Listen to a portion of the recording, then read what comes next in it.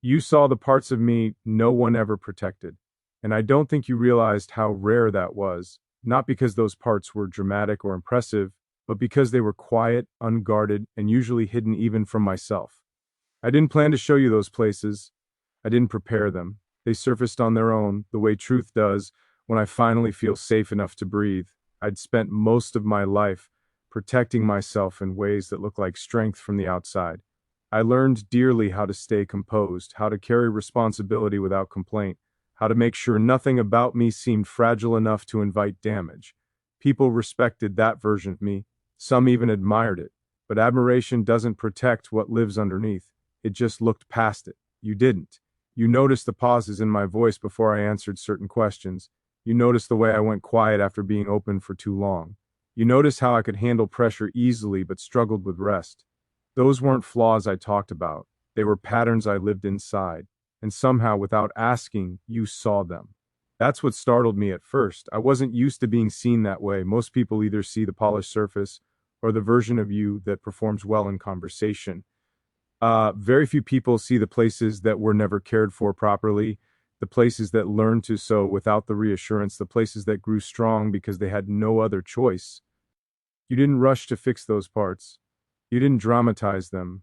You didn't treat them like wounds that needed your attention. You just acknowledged them quietly the way someone does when they understand that seeing is sometimes enough. That changed something in me. I realized how much of my life had been built around self-protection rather than self-expression. I didn't open up because I didn't want to burden anyone. I didn't ask for support because I didn't trust it would last. I didn't expect softness because I learned not to rely on it. Those habits kept me functional. They didn't keep me whole. When he sold his parts of me, didn't turn away, didn't minimize them, didn't try to make them smaller or brighter. I felt something unfamiliar, not excitement, not relief, recognition. Like a part of me that had been waiting quietly finally heard its name spoken. I want you to understand something important. Letting you see those places wasn't easy. It wasn't romantic. It wasn't a grand moment of vulnerability. It was uncomfortable. It felt exposed in a way I hadn't practiced, but it also felt honest in a way I didn't want to lose. That's why I stayed present even when my instinct was to retreat. You didn't ask me to explain myself endlessly. You didn't demand access. You didn't treat my openness like something you were entitled to. You let it come at its own pace. That patience mattered more than you know. People talk a lot about being seen, but they rarely talk about what it costs to be seen without armor. It means you can't hide behind competence or humor or silence anymore. It means someone is aware of the parts of you that learn to endure instead of receive. You saw those parts and you didn't exploit them. That's what made it different. I noticed how my body responded around you, not tense, not guarded, just less braced. I didn't realize how often I was preparing for disappointment until I didn't feel the need to. I didn't realize how much I've managed my emotions until I didn't feel like I had to. That wasn't because you promised anything. It was because your presence didn't demand anything. I think that's why I trusted you more than I expected to. You didn't ask me to be softer than I was. You didn't ask me to be stronger either. You accepted that both existed at the same time. And that acceptance did something subtle but powerful. It allowed me to exist without editing myself. That's not something you forget. When I look back now, I understand why that connection mattered so much to me. It wasn't about intensity or chemistry or timing. It was about safety, not the loud kind. The quiet kind that doesn't announce itself but changes how you breathe. I don't think you ever realized how many times I'd been strong for people who never noticed what that strength cost me. How often I was the reliable one, the composed one, the one who didn't need checking in on. You notice anyway that made me feel human in a way I wasn't used to. I don't know what ere this story goes yet. I don't know what it becomes. But I do know this. When someone sees the parts of you that were never protected and treats them with care instead of curiosity, it leaves a mark, not a scar, a reference point. It teaches you what safety can feel like. And once you know that feeling, you can't unknow it. If you're still here listening to this, maybe it's because you've had someone see you like that too. Or maybe you're still waiting for someone to. Either way, don't dismiss how much that matters. Being seen without being used is one of the rarest experiences there is. Stay with me. There's more to the story. And if this resonated with you, like the video, share it with someone who understands quiet strength, and subscribe if you want more reflections like this. Stay till the end. You didn't just see those parts of me once. You stayed aware of them. And that's the part that changed everything. Most people notice vulnerability in passing. They recognize it in a moment, react to it, and then move on as if it was just another detail in a larger picture. But you didn't treat it like a moment. You treated it like something that needed consideration, like something that didn't ask to be exposed, but still deserved care once it was. I wasn't prepared for that. When someone sees the parts of you no one ever protected, there's an instinct to pull back afterward, to correct it, to cover it up again. I felt that instinct rise in me more than once. There we are times I almost joked my way out of honesty, times I almost changed the subject, times I almost rebuilt the distance I'd spent years perfecting. But every time I did, you didn't chase me back into openness. You didn't demand reassurance. You didn't make my retreat about you. You just stayed consistent. And that consistency quietly told me something I hadn't heard before. I didn't have to perform safety for you to offer it. That was unfamiliar territory. I started noticing how deeply ingrained my self-P protection really was. How often I've learned to handle things alone because asking for support never felt reliable. How many times I told myself, it's fine, I've got it, even when I didn't. Not because I want praise for being strong, but because strength felt safer than expectation. You disrupted that pattern without trying to. You didn't treat my independence like a threat. You didn't compete with it or try to soften it. You respected it. And in doing so, you made space for something else to exist beside it. Interdependence without pressure. That scared me more than distance ever had because distance is predictable. You know how to manage it. You know how to survive it. But being seen and still respected, being understood without being handled, that's something you don't build defenses for. That's something that reaches you whether you're ready or not. I noticed how my guard came down in small ways first. I spoke more slowly. I stopped rehearsing responses. I let silence exist without feeling the need to fill it. Those were signs I didn't fully recognize at the time, but I understand them now. My body trusted you before my mind caught up. There's a particular kind of vulnerability that doesn't look emotional on the surface. It looks like exhaustion, like composure that's been held for too long. Like someone who functions well but hasn't been cared for in the ways that actually restore them. You saw that in me. You didn't ask why I handle so much on my own. You didn't praise me for it either. You just didn't take advantage of it. And that alone felt like protection. I think that's when I realized how rarely those parts of me had been protected at all. Not because people were cruel, but because people assumed I didn't need it. When you're capable, people forget you're also human. When you're reliable, people stop checking in. When you're calm under pressure, people don't see what it costs you afterward. You saw the cost. And instead of making it a problem to solve, you made it something to be mindful of. You adjusted your presence without announcing it. You noticed when I went quiet and didn't immediately demand explanation. You noticed when I opened up and didn't rush to respond with advice. That kind of awareness doesn't come from curiosity, it comes from care. I don't think you ever realized how deeply that stayed with me, how it made me question the way I'd always framed closeness. I used to believe intimacy required intensity, deep conversations, shared wounds, emotional exchanges that felt almost cinematic. What you showed me was different. You showed me intimacy can be subtle, that it can live in restraint, in consistency, in the way someone remembers what overwhelms you and doesn't push there unnecessarily, in the way someone adjusts without making a show of it. That kind of intimacy doesn't announce itself, it reveals itself over time. I found myself thinking about you in moments that had nothing to do with romance, in the middle of an ordinary day, in a quiet pause between tasks, not because I was longing, but because my nervous system had learned something new around you. It had learned that being seen didn't always lead to being exposed. That changed how I saw myself too. I started to recognize the parts of me I'd neglected because they were too quiet to demand attention.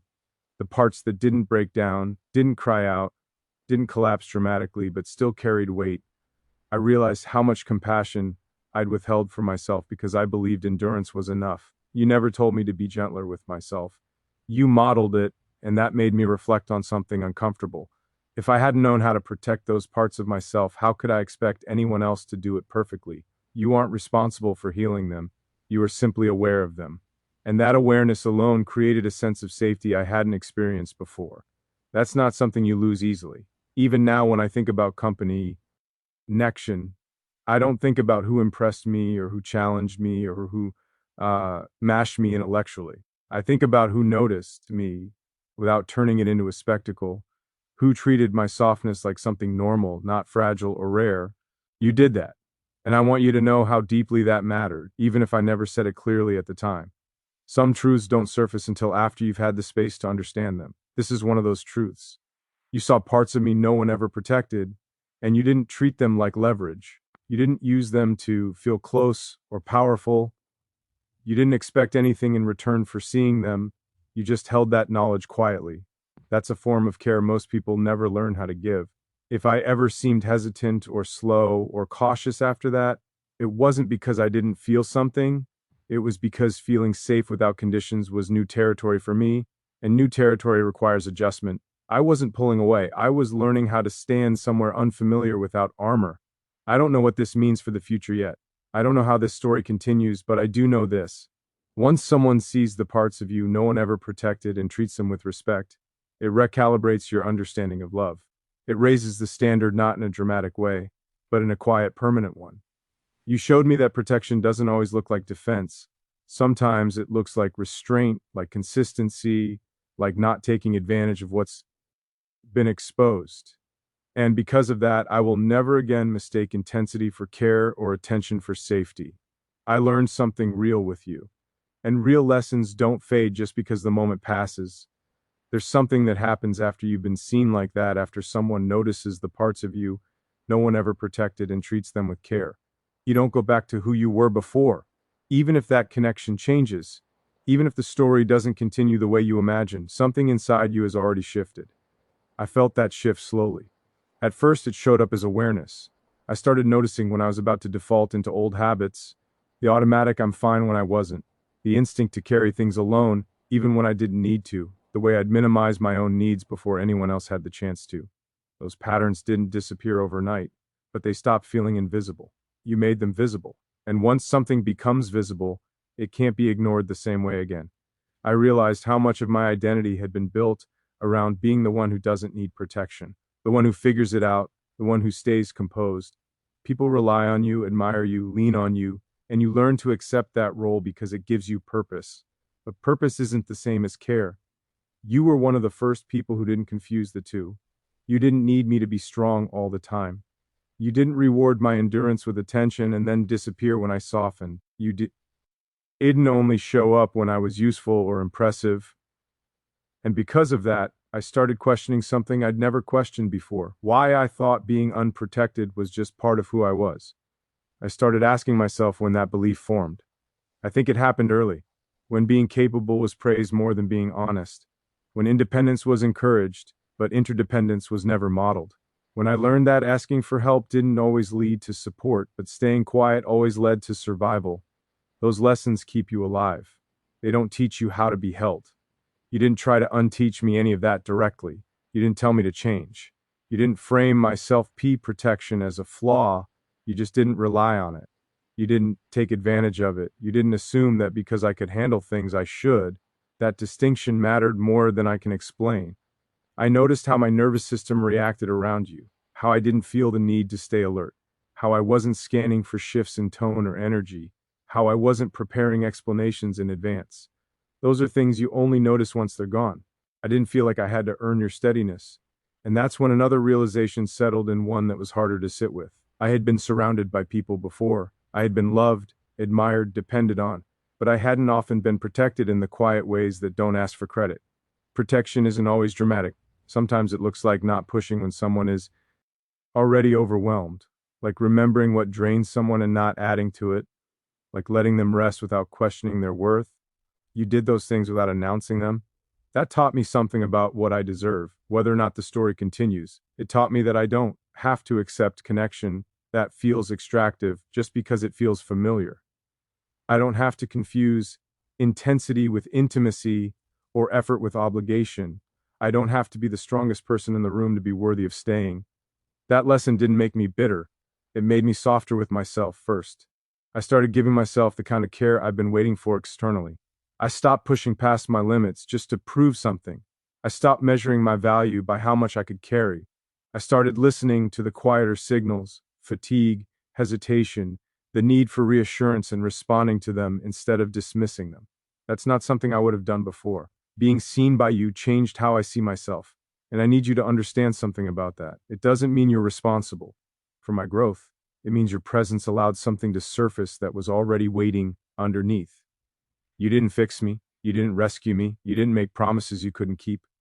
You simply didn't harm what was exposed. That's rare. I think about that often now, about how few people know how to hold someone's vulnerability without turning it into responsibility or power. How many people confuse closeness with access? How many people take what's offered without asking what it costs? You didn't do that. And because of that, even when I reflect on moments where things felt uncertain or incomplete or unresolved, I don't feel regret. I feel gratitude. Gratitude for experiencing a kind of awareness that recalibrated my expectations forever. I won't settle for being unseen again. Not because I'm demanding, not because I expect perfection, but because I now know the difference between being tolerated and being considered, between being admired and being understood, between being needed and being protected. You showed me that protection doesn't have to be loud to be real. I also want to be honest about something else. Being seen like that doesn't automatically make things easy. In some ways, it makes things more complicated. Once you experience care without conditions, you become more sensitive to its absence. You notice when effort isn't mutual. You feel when presence becomes inconsistent.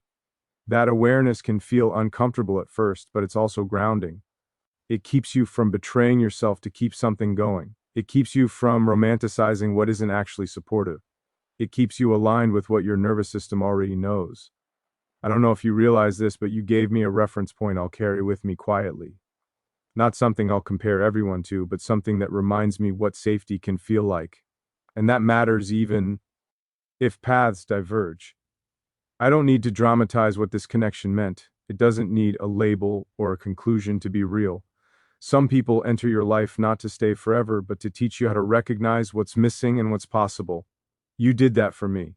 You showed me that the parts of me no one ever protected weren't invisible. They were too much. They weren't unworthy of care.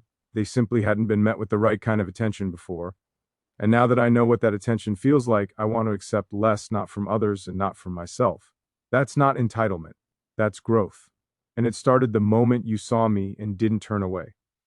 There's another layer to this that I haven't spoken about yet, and it's the one that took the longest for me to understand. After someone sees the parts of you no one ever protected, and after you realize how deeply that changed you, there's a quiet reckoning that follows.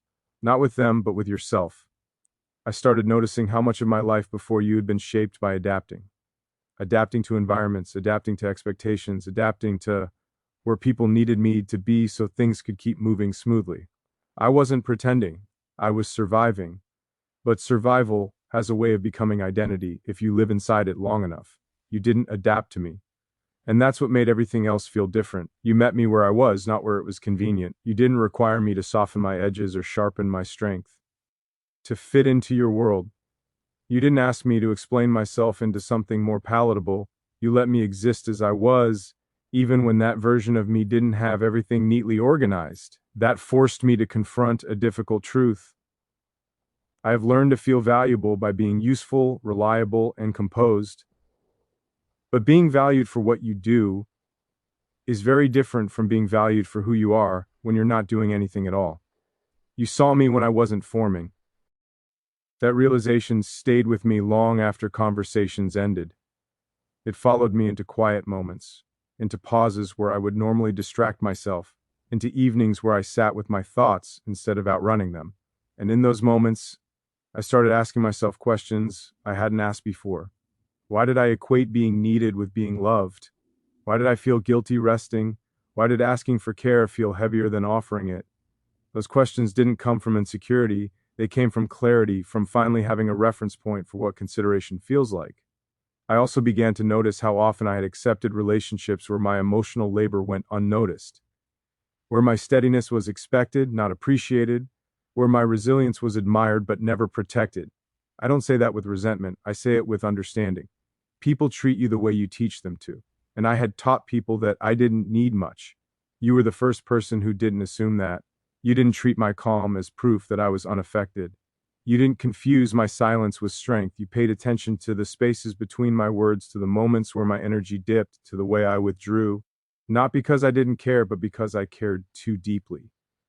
That level of attention doesn't fade quickly. It rewires how you interpret connection.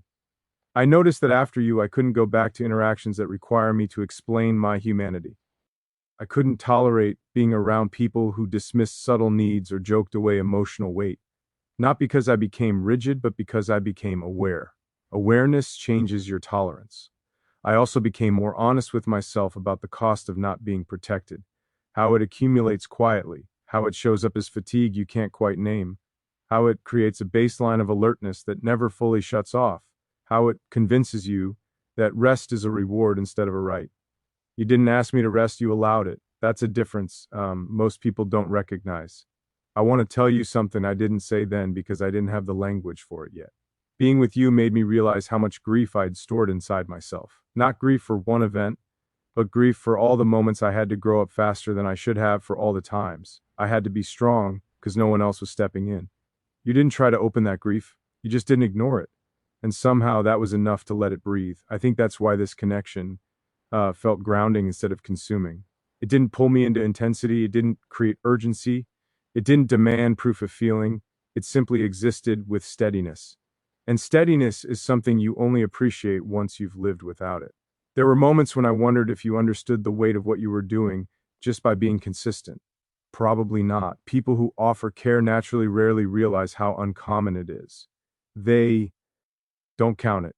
They don't track it. They just show up. But being on the receiving end of that kind of presence is transformative. It changes how you define love, not as something that overwhelms you, but as something that holds you without gripping too tightly. It changes how you define intimacy, not as exposure, but as attunement. Someone paying attention without trying to own what they see. That distinction matters. I also wanted to be honest about something else. Being seen like that doesn't mean I didn't still struggle. Growth isn't clean. There were times I pulled back because closeness felt unfamiliar. Times I hesitated because safety without conditions was new territory. Times I questioned whether I deserved that kind of care at all. All beliefs don't disappear just because new experiences contradict them. But even in those moments, I noticed something important. You didn't interpret my hesitation as rejection. You didn't make my pacing about your worth. You didn't rush me past my processing. That patience allowed me to meet myself where I was instead of forcing progress. And that's when I understood something fundamental. Protection isn't about shielding someone from pain. It's about not adding to it unnecessarily. It's about awareness, timing, restraint, about knowing when to step forward and when to give space without disappearing. You did that intuitively. I've carried that understanding into every area of my life since. I protect my own boundaries differently. I listen to my body instead of overriding it. I ask myself whether something feels supportive or simply familiar. I don't confuse history with compatibility anymore. That doesn't make me colder. It makes me more precise. If this story has taught me anything, it's that the parts of us that were never protected aren't broken. They're simply waiting for recognition without exploitation, waiting for care without control, waiting for someone who sees them and chooses not to use them. You were that someone. And even if our pasts change, even if this connection takes a different shape, that truth remains. You didn't just see me, you treated what you saw with respect. And that respect changed how I live, how I love, how I choose myself. I don't need this to end in certainty to be meaningful. Some connections aren't meant to resolve neatly. Some exist to shift something inside you permanently. This one did. You showed me that I don't have to earn protection by being exceptional. I don't have to be strong to be worthy of care. I don't have to hide my fatigue to be respected. And now that I know that, I won't forget it. That's what stays with me. That's what continues forward. That's the quiet impact of being seen when no one ever protected you before. There's a moment that comes after everything has been understood, after the lessons have settled and the emotions have softened into something quieter. It's the moment where you're no longer trying to define what happened, no longer or trying to make sense of it for the sake of closure. You just let it be what it was.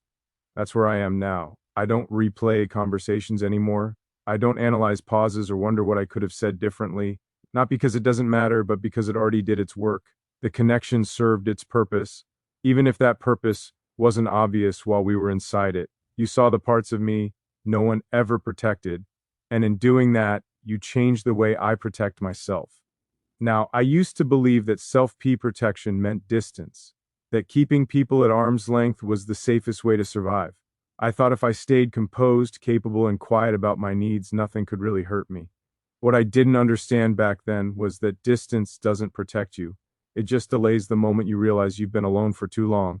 Being seen by you showed me another way. It showed me that protection can exist without walls, that safety doesn't always come from control. Sometimes it comes from presence, from someone noticing without interrogating, from someone staying steady without demanding access. That realization reshaped how I move through the world. Now I no longer rush to prove my worth. I don't over-explain myself to be understood. I don't minimize my needs just to keep peace. I've learned that peace built on self-osher isn't peace at all. It's silence dressed up as harmony. I don't want that anymore. And this isn't bitterness speaking. It's clarity. I look back, at myself before you, and I see someone who was strong in ways that went unnoticed. Someone who carried responsibility without recognition. Someone who learned to meet everyone else's needs while quietly postponing their own. I don't judge that version of me. I understand why they existed. They were doing their best with what they knew. But after you, I know more. I know what it feels like to be considered, not accommodated, not managed, considered. I know what it feels like when someone adjusts, not because you asked them to, but because they were paying attention. I know what it feels like to have your quiet moments treated with the same respect as your strong ones. That knowledge doesn't fade. It becomes a standard, not an expectation imposed on others, but a boundary I hold for myself. I won't stay where I have to convince someone to be gentle. I won't stay where my exhaustion is invisible. I won't stay where my humanity feels like an inconvenience. That doesn't mean I expect perfection. It means I expect care. And care, real care, is subtle. It's in the timing of words, in the ability to pause instead of push, in the willingness to listen without preparing your response. It's in remembering what overwhelms someone and choosing not to add to it. You did that. And because of that, I've become more careful with how I let people into my inner world. Not more closed, more intentional. I don't offer access where there's no awareness. I don't confuse curiosity with care anymore. I don't mistake intensity for intimacy. Those distinctions came from experience, not theory. I also learned something important about endings. Not all endings are failures. Some are completions. Some don't come with clear goodbyes or clean resolutions. Some simply taper into understanding, leaving behind a quiet shift instead of a dramatic break. This feels like one of those endings. It doesn't hurt the way it used to. It doesn't ache for explanation. It just exists as a chapter that did what it needed to do. And I'm grateful for that. Grateful that you didn't exploit what you saw. Grateful that you didn't rush what was delicate. Grateful that you didn't make my openness something I had regret. That gratitude doesn't require continuation to be valid. If I ever speak about love again, it will be from this place. Not hopeful in a naive way, but open and a grounded one. I still believe in connection. I still believe in intimacy.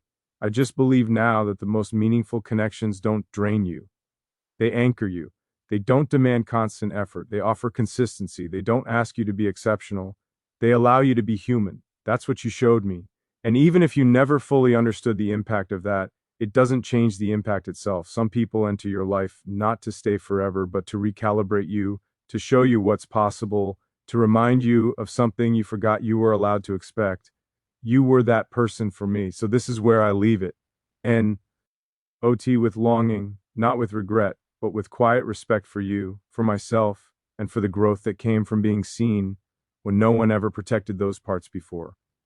I carry that forward now into how I love, into how I love, into how I listen, into how I choose.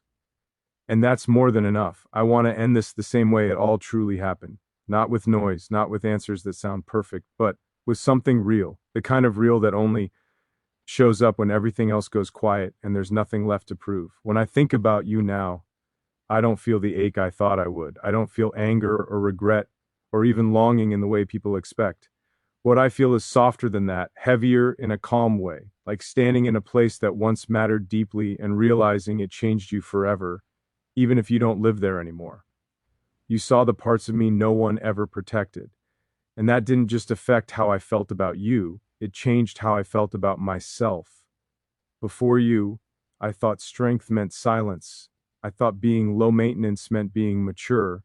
I thought not asking for much made me easier to love. I didn't realize I was training myself to accept being overlooked as normal. You never overlooked me. You didn't spotlight me either. You didn't turn my softness into something dramatic or fragile. You didn't make it a responsibility. You just noticed it. And somehow that was enough to make it feel safe. That safety didn't shout. It didn't demand anything. It just existed. And because it existed, I stopped bracing myself without realizing I'd been doing that my whole life. That's the part that stays with me. Not the conversations, not the moments, but the feeling of not needing to armor up. I've replayed this story enough times to know this truth clearly. You didn't save me, and I didn't need saving. What you did was remind me that I don't have to survive everything alone.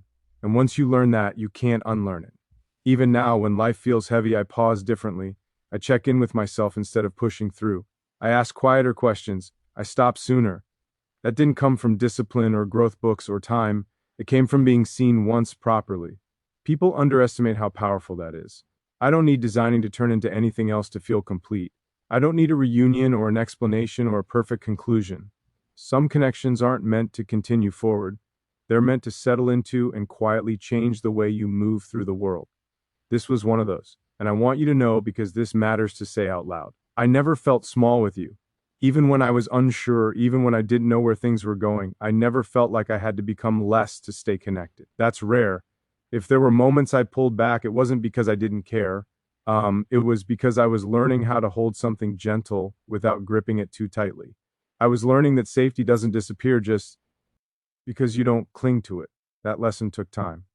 Now I walk differently. I listen more closely. I don't rush to fill silence. I don't confuse intensity with meaning. I don't confuse being needed with being loved. And when someone doesn't see me the way you did, I notice not with judgment, with awareness. That awareness protects me now. I don't carry resentment for what didn't happen. I carry gratitude for what did. Gratitude for the way you treated my quiet parts with respect. Gratitude for the fact that I never had to explain why something felt heavy. Gratitude for the space you held without asking for anything in return. That kind of care doesn't disappear when a story ends. It becomes part of the standard you live by. If I ever love again, and I believe I will be from this place. Not guarded, not desperate, just honest. I'll know what safety feels like. I'll know what consideration looks like. I won't settle for connection that requires me to disappear. And if that means fewer people, that's okay. Quality changes you. Quantity just fills time. So this is my ending. Not a goodbye, not a promise, not a wish, just an acknowledgement. You saw the parts of me no one ever protected. You treated them gently. And because of that, I learned how to protect myself without hardening my heart. That's not a small thing. That's not something I'll forget.